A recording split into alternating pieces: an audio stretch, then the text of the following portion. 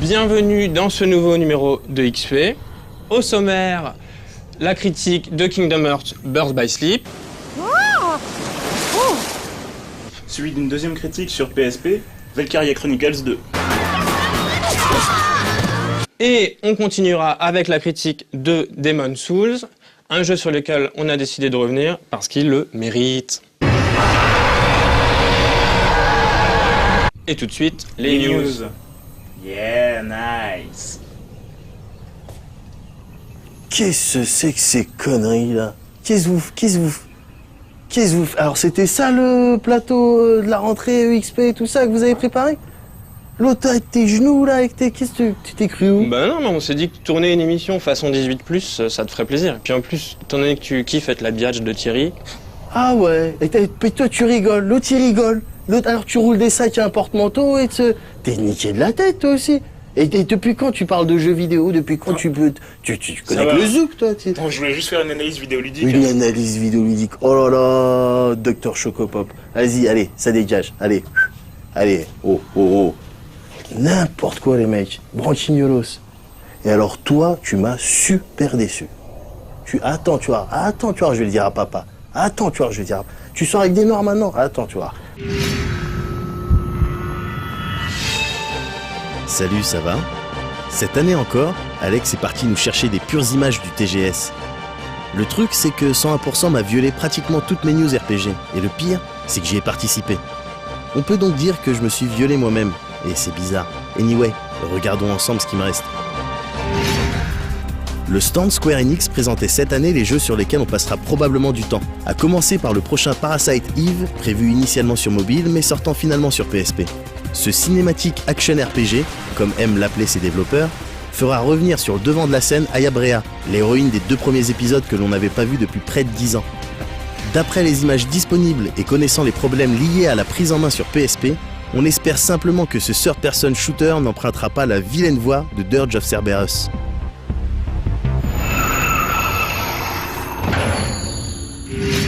Autre jeu présenté, Tactics Ogre, Let Us Cling Together, que l'on pourrait traduire par accrochons-nous ensemble. Une fois n'est pas coutume, cet épisode n'est en fait qu'un remake du tout premier volet, mais comme tout remake qui se respecte, il apportera sa dose de nouvelles features en termes de classe, d'histoire et de remise à niveau graphique.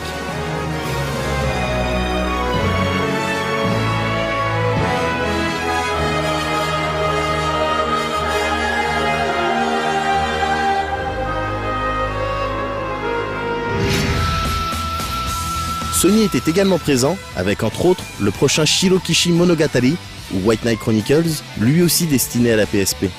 Cet épisode, intitulé Dogma Wars, devrait revenir des siècles en arrière pour nous expliquer pourquoi les 2 premiers volets de la série étaient aussi mauvais. Non, je déconne. Enfin non, je veux dire, c'est pas ça l'histoire. Bref, du côté des éditeurs bien inspirés, on pouvait aussi voir le prochain Phantasy Star Portable, toujours développé par Alpha System et toujours sur PSP. Décidément. D'après les informations récoltées et les trailers disponibles, le Game System semble suivre le chemin de ses prédécesseurs en proposant toutefois une nouvelle race et des nouvelles options en multijoueur. Phantasy Star Portable 2 を完全収録。しかも全てのデータを引き継ぎ可能。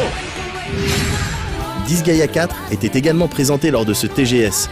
Si la principale feature mise en avant par les développeurs est la rehausse graphique par rapport aux autres épisodes, Disgaea 4 se pointera tout de même avec un tas de nouvelles idées susceptibles de nous scotcher à notre PS3.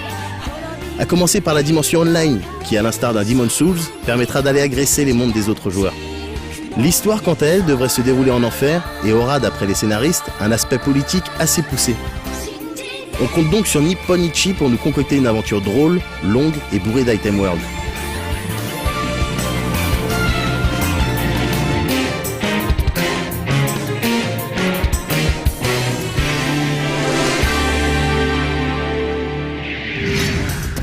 Le dernier jeu présenté qui nous intéresse ici est sans aucun doute Catherine.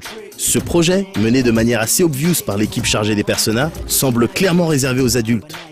Assez maigre niveau info, on sait juste qu'il s'agira d'un action-aventure définitivement tourné vers le sexe et mettant en scène un personnage que les joueurs de Persona 3 Portable ont peut-être déjà croisé.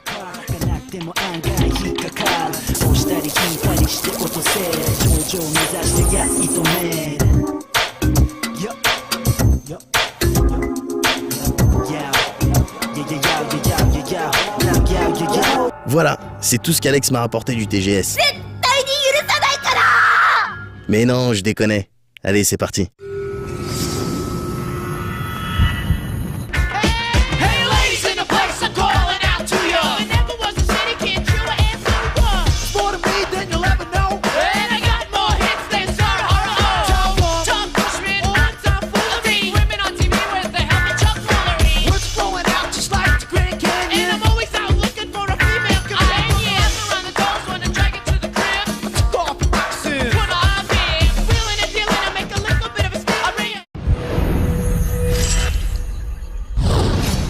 On est très heureux de pouvoir animer à nouveau EXP.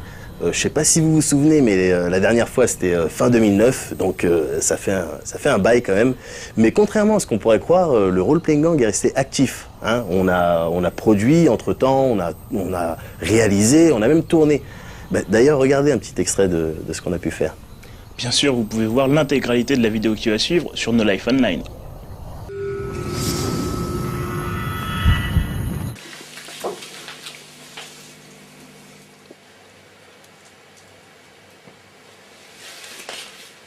Hi, Hi, what's your name?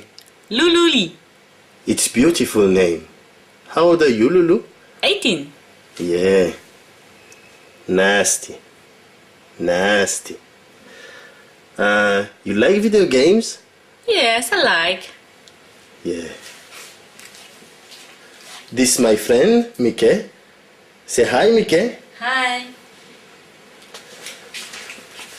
You like black men's? Non mais Mehdi là ça devient bizarre là. Attends, quoi? Qu'est-ce qui en tourne? T'auras qu'à dormir avec Mickey ce soir.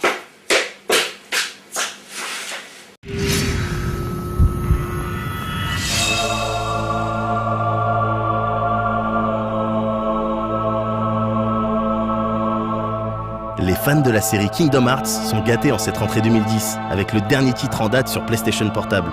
Si les Japonais ont eu la primeur de goûter avec joie à l'un des meilleurs épisodes de la série il y a plus de 6 mois, c'est désormais à notre tour de jouir de tous ces bienfaits dans une version comportant de nombreux rajouts jusque-là inédits. En quelque sorte, un final mix avant l'heure.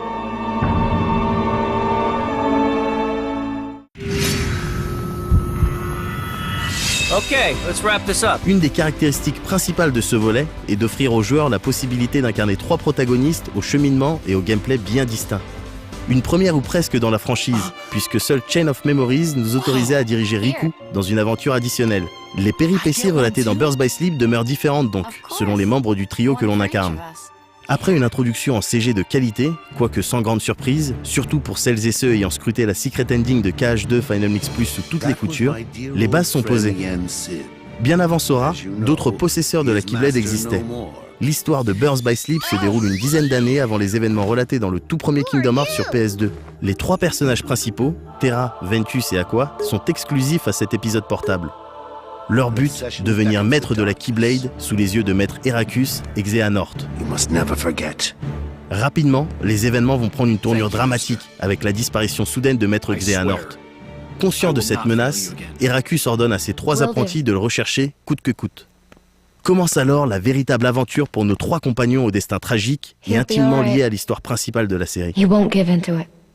La liberté vous est laissée de choisir le disciple de la Keyblade avec lequel vous désirez amorcer l'épopée. Force est de constater qu'il est préférable d'user dès le départ de la fougue de Terra, de poursuivre avec l'insouciant Ventus pour conclure avec la belle et déterminée Aqua. Chaque odyssée se déroule sur une dizaine d'heures de jeu avec, en guise de bonus, un court scénario supplémentaire mettant en avant Aqua, la demoiselle aux cheveux bleus. Les rencontres décisives et dangereuses ne manquent évidemment pas, avec durant quelques moments clés de brèves réunions. Cette naissance par le sommeil va droit à l'essentiel, sans pour autant négliger une narration efficace et souvent plus sombre qu'il n'y paraît. Maître Xehanort et Vanitas, les principaux antagonistes du soft, apparaissent régulièrement et ont bénéficié d'un travail tout particulier.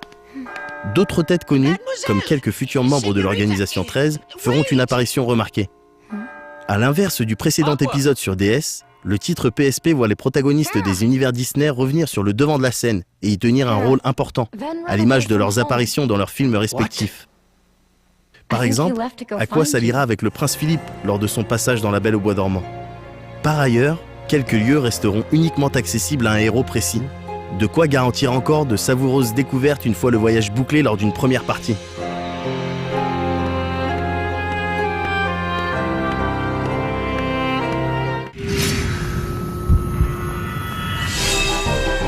Les compères jouissent de capacités et d'un style qui leur sont propres. Ces trois façons de jouer puisent leur force dans des affrontements d'une profondeur exceptionnelle jamais vue dans un Kingdom Hearts. Le système de combat, qui bénéficie depuis l'épisode initial d'une véritable évolution, est ici à nouveau repensé. On enchaîne rapidement des combos endiablés dans lesquels l'aspect stratégique n'est cependant jamais oublié. S'il est toujours possible d'appuyer de manière consécutive sur un bouton pour noyer votre adversaire sous les coups, ce chapitre va beaucoup plus loin en apportant dans sa besace des mécanismes qui redoublent d'inventivité. Une jauge située au-dessus du panel d'action se remplit au fil de vos assauts. Une fois celle-ci pleine, votre guerrier exécute un finishing move ou entre dans un de ces divers modes très proches des fusions qu'emploiera plus tard Sora dans Kingdom Hearts 2. Il existe une foule de variations qui prennent en compte l'élément utilisé et les techniques exécutées au cours des attaques précédentes. Ces compétences impressionnantes sont réellement destructrices et prétextent à un déluge d'effets spéciaux. La touche triangle, quant à elle, permet de déclencher des actions, 8 au total, que l'on aura soigneusement choisies auparavant. Les gâchettes L et R sont également sollicitées afin d'avoir accès au shootlock system. Comme son nom l'indique, cette aptitude vous laisse viser précisément un ou plusieurs opposants afin de lâcher une attaque dévastatrice parmi plusieurs à sélectionner.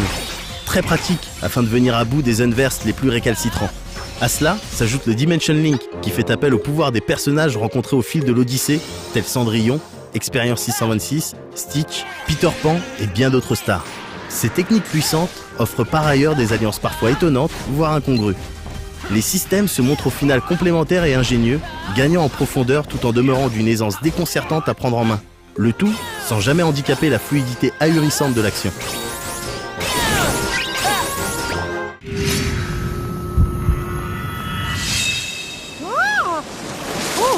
Déjà paré de multiples qualités, cet action RPG se paie en outre le luxe d'une réalisation hors pair, jouissant de la plupart des caractéristiques techniques de ses prédécesseurs. On en oublierait presque qu'il ne tourne que sur PlayStation Portable.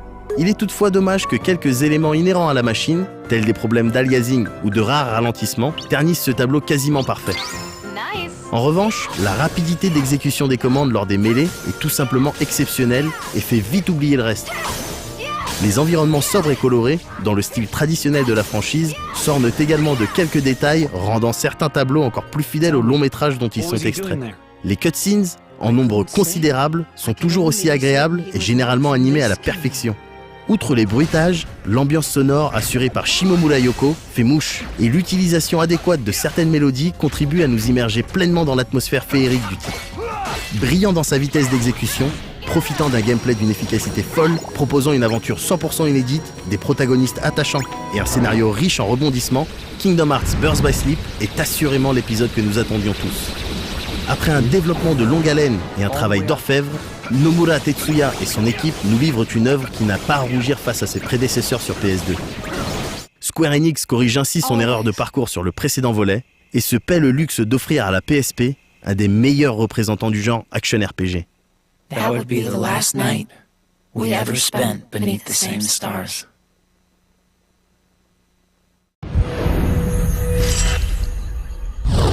En matière de RPG, c'est assez malheureux de constater que parfois, il suffit de mettre un 13 ou un 9 en chiffre romain derrière le nom d'un jeu pour s'assurer un minimum de vente. Un constat un peu triste en fait, qui à terme pourrait pousser les développeurs à se reposer uniquement sur leur vieille franchise et en fait à plus innover. Mais heureusement, certaines sociétés comme Sega continuent de prendre des risques et nous sortent vraiment des petites perles comme on a eu Infinite Space sur Nintendo DS, Phantasy Star Portable 2 qui débarque tout prochainement, Valkyria Chronicle sur PlayStation 3 ou même l'excellent Resonance of Fate sur 360 et PS3 qui visait vraiment un public d'hardcore mais qui était exceptionnel, quoi. Et du coup, c'est important pour nous, à EXP, de mettre en avant ce type de production. Bien évidemment, le tout avec une approche complètement professionnelle, faite par des personnes vraiment spécialisées dans le domaine.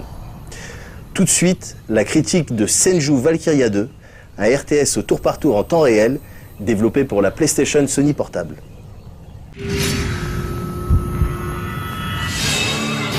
Mission's over here, sir! Sorti presque en catimini sur PS3, Valkyria Chronicles avait réussi à s'attirer les louanges d'un public exigeant. Peut-être parce que Selveria était juste trop bien gaulé, ou peut-être parce qu'il avait donné une seconde jeunesse au tactical RPG, allez savoir. Toujours est-il qu'il avait assez marqué les esprits pour qu'on attende tous une suite, comme on attendait le Père Noël avant d'être bitch-slappé par la foutue réalité. On s'imaginait déjà mener à nouveau campagne en Gallia, dans une version plus grande, plus belle et plus poussée. Mais ça paraissait presque trop beau pour être vrai, et on n'osait pas trop y croire. Et puis, Valkyria Chronicles 2 a été annoncé sur PSP. Ah, fuck. Quite an entrance.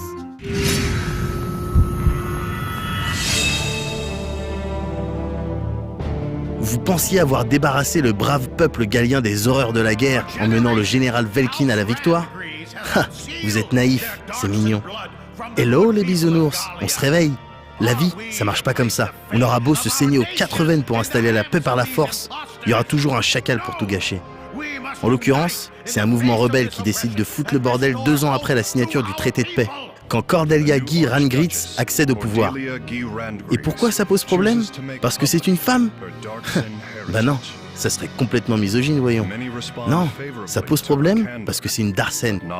Et il se trouve que le peuple Darsen est très moyennement apprécié du côté de Gallia, sous le prétexte tout à fait raisonnable qu'il porte malheur. Puis aussi, comme quoi les bruits et les odeurs, tout ça. Bref, les rebelles forment donc une armée et entament leur petite campagne de ségrégation, pépère. Même que le concept plaît bien dans le sud. Tiens. The stage is set for the Gallian Civil War. C'est dans cette chouette ambiance de guerre civile qui rappelle de sombres heures de notre passé que commence Valkyria Chronicles 2. On y incarne Avan Hardin, un jeune rouquin, à qui il arrive d'être fermier quand il n'est pas complètement ahuri. Il a la pêche et tout, le mot. C'est juste qu'il réfléchit pas trop. Genre, quand un mec sorti de nulle part vient lui annoncer que son frère est mort en mission, il décide de s'engager direct pour enquêter. Typique. Il atterrit donc à l'académie militaire de Gallia, une sorte de Poudlard où les Avada Kedavra se balancent à grands coups de tank. Là-bas, il rencontrera plein d'amis avec qui il vivra des tas d'aventures, allant d'une virée à la piscine à la cueillette de fleurs en camp ennemi. 100% véridique. Ah ouais, parfois aussi, on leur demande d'aller faire la guerre avec des vrais fusils et tout. On rappelle ici qu'ils sont tous mineurs et que les enfants soldats, c'est carrément pas éthique comme concept. Mais c'est pas grave, les conflits et la mort ne semblent pas vraiment perturber nos chères têtes blondes, bien plus préoccupées par leurs amourettes boutonneuses ou l'arrivée des uniformes d'été. Pourquoi pas? Enfin, si on n'avait pas eu à creuser dans 3 tonnes de guimauve pour trouver un scénario à peine intéressant, ça n'aurait pas été plus mal. On se serait aussi très bien passé du doublage US totalement affreux. Mais là, en l'état, on se retrouve obligé de couper le son et de se taper des kilomètres de dialogue à l'ouest, et presque choquant tant ils sont en décalage avec le contexte du jeu. Au pire, on peut toujours s'amuser à assurer la partie sonore tout seul, ça a au moins le mérite d'être marrant, même si ça évite de profiter des musiques plutôt réussies. Salut, ça va? Ouais, tranquille, et toi? T'as passé une bonne journée? Ouais, nice. Mais en fait, si je viens vous voir, c'est pour vous parler de cette histoire de Reverse Gangbang. Je pense qu'on sera 6 en tout. Cool.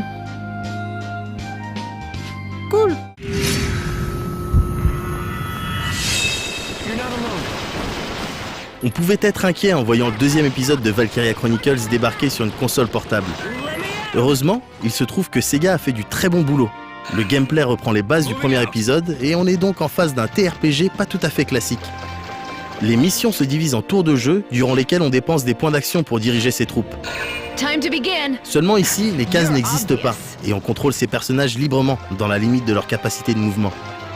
Guerre moderne oblige, les combattants sont pour la plupart équipés d'armes à feu et ils n'hésiteront pas à s'en servir dès qu'un ennemi entrera dans leur champ de vision.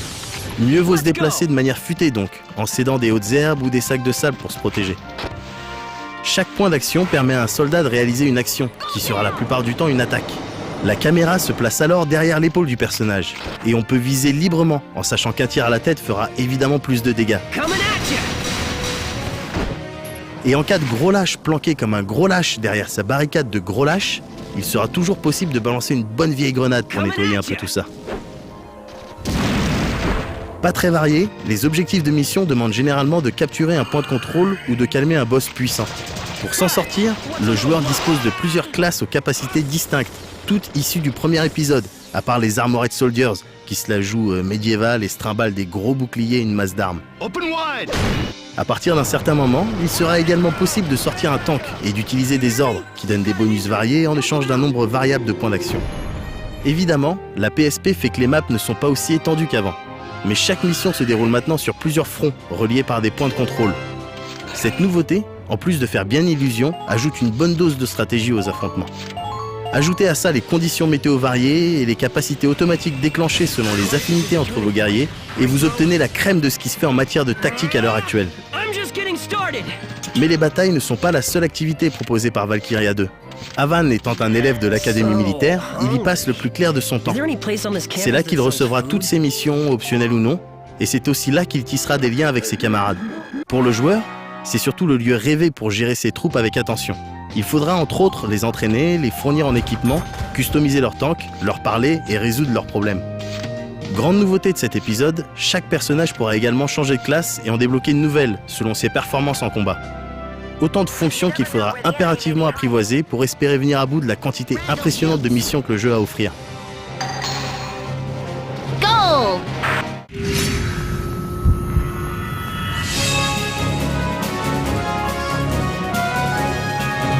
En tirant admirablement parti des caractéristiques de la PSP, Valkyria Chronicles 2 parvient à surclasser largement son aîné en termes de gameplay. Les amateurs de stratégie y trouveront donc du bonheur pur pendant de nombreuses heures, et plus encore s'ils s'adonnent au mode multi en duel ou en coop. Reste alors un scénario bien faible et une ambiance teenager attardée carrément habitable. Allez, on tolère pour cette fois. De toute façon, le troisième épisode corrigera tout ça dans une version HD de la violence sur PS3 et... Oh, come on!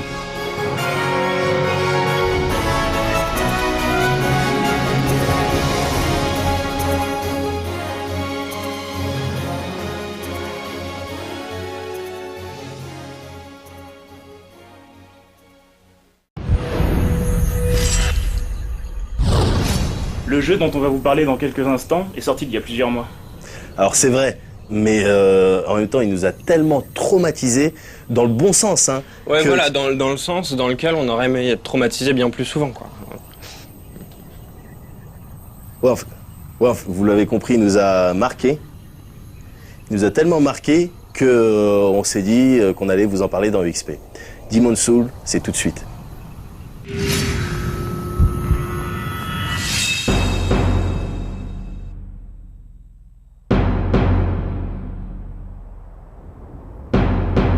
Malgré une sortie en juin dernier, nous n'avons pas pu résister à l'envie de vous parler d'un jeu qui nous a marqué physiquement. Demon's Souls constitue à bien des égards une expérience unique qui mérite d'être impérativement vécue, pour peu que l'on porte de l'intérêt à tout ce qui relève de l'excellence dans le domaine de l'action RPG. From Software, qui jusqu'alors nous avait habitués à des productions plutôt moyennes, comme la série des Armored Core, signe là un chef-d'œuvre qui, il faut l'avouer, a bénéficié d'une communication plutôt timide. Qu'à cela ne tienne, on en parle dans le XP.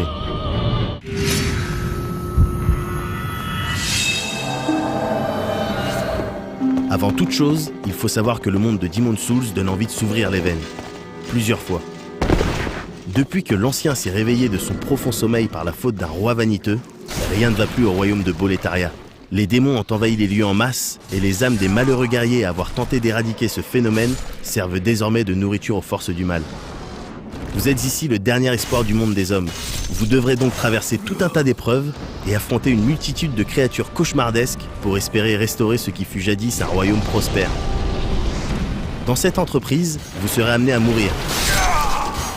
Plusieurs fois. Mais pas d'inquiétude, cela fait partie du jeu. Vous endosserez alors votre forme éthérée et serez rapatrié au Nexus, un style de purgatoire réunissant des personnages aussi tristes que désespérés. C'est ici que la majeure partie de la narration se dévoile, et compte tenu du peu de dialogue qu'ont à offrir les PNJ, il devient assez clair que Demon's Souls ne mise pas du tout sur son scénario, mais bel et bien sur son ambiance. Un pari que le jeu remporte très haut la main.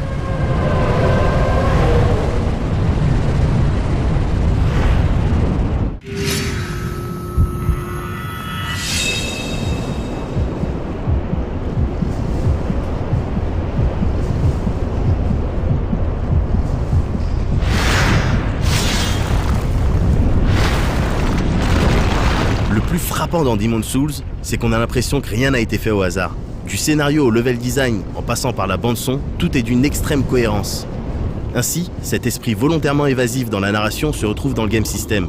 Le joueur est tout simplement lâché dans un monde qu'il ne connaît pas et qu'il apprendra à découvrir au fur et à mesure de ses expériences, bonnes ou mauvaises. Vous commencerez tout d'abord par choisir une classe, mais cette étape n'est pas vraiment importante, dans la mesure où au fil des niveaux pris, on peut très vite s'orienter vers d'autres styles. S'ensuit un tutoriel minimaliste au terme duquel, logiquement, vous mourrez. Une mise en bouche qui donne clairement la couleur. Le Nexus sert ici de base, à partir de laquelle on peut visiter les différents endroits de Boletaria. On peut y faire quelques emplettes, gérer son inventaire et sa personnalisation, ou simplement discuter avec les PNJ, histoire de rompre ce sentiment de solitude. En dehors de ce cadre, on est complètement livré à soi-même. Le joueur devra tout de même finir le tout premier monde afin d'avoir accès aux autres endroits, symbolisés ici par des stèles en attente d'être restaurées. Le système de combat, quant à lui, est relativement simple. On peut attaquer, se défendre, loquer un ennemi, esquiver, utiliser des items, bref, tout ce qu'un action RPG de base permet de faire. Pour venir à bout d'un ennemi, il faut toutefois bien observer son pattern d'attaque, sous peine de se faire littéralement défoncer au bout de quelques coups. Les barres situées en haut à gauche de l'écran représentent de haut en bas votre vie, votre magie et votre endurance. Cette dernière barre diminue au fil de vos actions. Une fois vide, vous ne pouvez plus attaquer ni esquiver et votre défense n'est plus du tout efficace. L'utilisation d'objets et le switch d'armes, quant à eux, se font à l'aide d'un système de raccourcis plutôt simple situé en bas à gauche. En bas à droite, enfin, se trouve probablement l'élément le plus important du jeu, les âmes collectées. Ces dernières ont plusieurs utilités, toutes indispensables. Elles servent tout d'abord de monnaie d'échange auprès des différents forgerons ou marchands de Boletaria. Elles servent ensuite et surtout à s'acheter des levels. Concrètement, en échange d'un certain montant, votre personnage a la possibilité d'augmenter d'un point une de ses stats comme la force, la magie ou la dextérité. Plus vous prenez de niveau, plus les niveaux sont chers.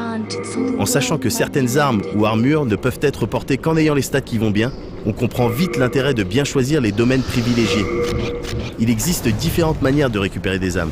La première et la plus obvious consiste à violenter du monstre. La seconde réside dans la collecte des âmes de guerriers défunts trouvées un peu partout dans les stages. Plus le guerrier est renommé, plus il rapporte. Le truc, c'est que lorsque la mort frappe, vous perdez l'intégralité de votre pactole. Ce cas de figure arrive très souvent contre des boss ou même des ennemis un peu coriaces. Du coup, si on prend un peu de recul et qu'on essaye d'analyser la situation, on se rend compte que c'est juste un principe sans pitié. On se fait sanctionner de ne pas avoir été à la hauteur et on se trouve dans l'impossibilité de s'améliorer pour mieux aborder les futurs combats. Ça, c'est le bâton. La carotte, elle, réside dans le fait de pouvoir récupérer ses âmes à l'endroit même où vous les avez perdues. Attention toutefois à ne pas clamser sur le chemin. Vous perdriez alors définitivement tout ce que vous avez accumulé. Une carotte bien pourrie donc.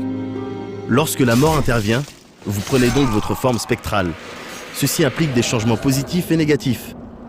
Au rang des trucs cool, on relève le fait de ne plus se faire repérer aussi facilement par les ennemis. Du côté des trucs moins nice, on constate que la barre de points de vie est tout simplement divisée par 2. Même si l'aventure peut se faire en mode fantôme, il est quand même préférable de ressusciter. Pour ce faire, des pierres spéciales éparpillées dans les niveaux peuvent être utilisées. Mais ça reste cheap. La manière noble, elle, demandera à ce que vous ôtiez la vie d'un démon supérieur. Et là, c'est la classe. Autre élément de game system à prendre en compte, les World Tendencies. Ce paramètre influe directement sur les monstres rencontrés. En gros, plus vous mourrez dans un niveau en particulier, plus la tendance de ce monde vire au noir, ce qui aura pour effet de rendre les ennemis plus violents et l'aventure beaucoup plus difficile. Le tout est bien entendu réciproque. Le personnage possède également sa propre tendance. Par exemple, en accomplissant des actions comme délivrer ou laisser mourir un PNJ, il verra sa tendance virer au blanc ou au noir, lui permettant ainsi de faire des rencontres spéciales ou d'obtenir des items uniques. Le dernier aspect qui donne tout son sens et tout son sel à cette production est bien évidemment la dimension online. Les idées ici sont multiples et terriblement ingénieuses. Car oui, vous n'êtes pas si seul que ça. Tous ces spectres blancs qui vous entourent depuis le début de l'aventure sont en fait autant de guerriers dans votre situation.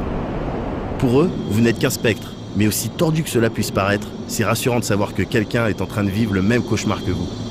Mais le soutien moral ne s'arrête pas là. À l'image des messages laissés au sol que le joueur peut lire ou même créer afin de conseiller le futur aventurier ou le prévenir d'un danger imminent.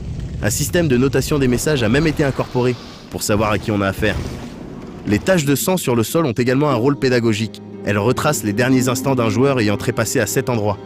C'est dark, mais c'est extrêmement utile. Si vous préférez l'aide concrète plutôt que le conseil, vous apprécierez peut-être le fait de pouvoir faire l'aventure à plusieurs. Concrètement, les joueurs fantômes peuvent proposer leur aide aux vivants via des pierres bleues déposées sur le sol. Et force est de constater que cela change tout.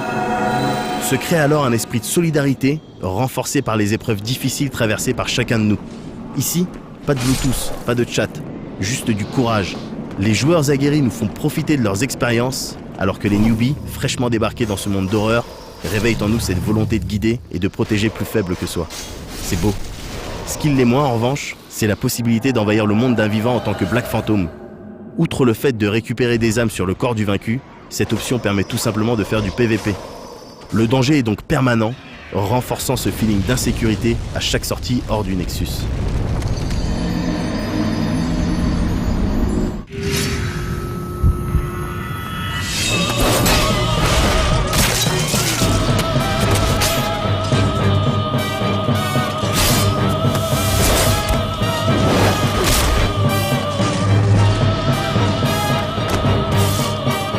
Dégage de l'expérience Demon's Souls, c'est un mélange de old school et de concepts complètement novateurs.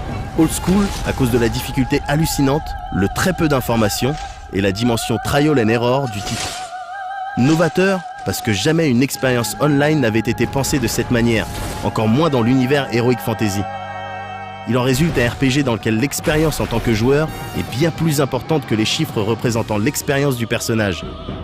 Et c'est peut-être ce vers quoi devraient se tourner les développeurs en perte de vitesse. Le jeu n'est toutefois pas à conseiller à tout le monde. Ceux qui souhaitent une aventure pas prise de tête, avec des énigmes d'enfants et des couleurs pastel, passeront leur chemin. Les autres, les vrais, viendront rejoindre notre combat. So the world might be mended. So the world might be mended. Putain, je suis à fond.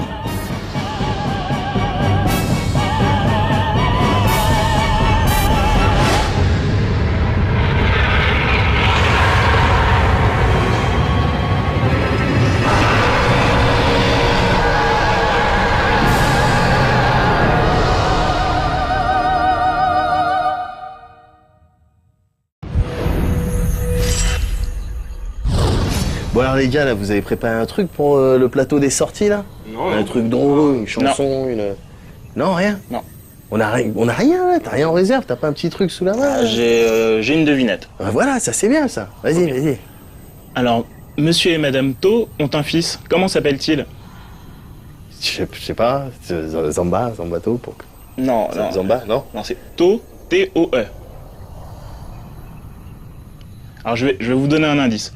C'est un prénom, un mec qui vient de chez toi. T'as eu un truc... Viens de chez moi? De chez eux. Non, je vois pas. Alors, c'est Kamel, parce que Kamel To. Bah alors attends, regarde. Monsieur et madame, il faut sortir maintenant, ça va. Ont 2 fils. Comment ils s'appellent? Non, mais j'ai rien fait, moi. Ah, non, tu non, la connais déjà? C'est bien, ça.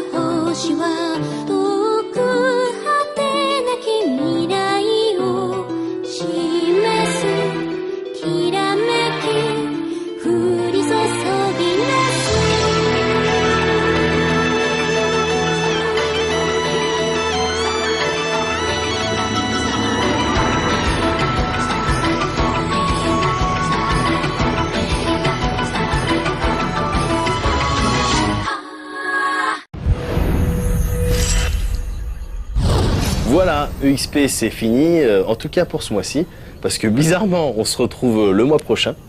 bizarre. En tout cas, c'était très agréable de passer ce petit moment avec vous. Continuez de nous soutenir, continuez de soutenir la chaîne, abonnez-vous et puis surtout, jouez un max. Ciao.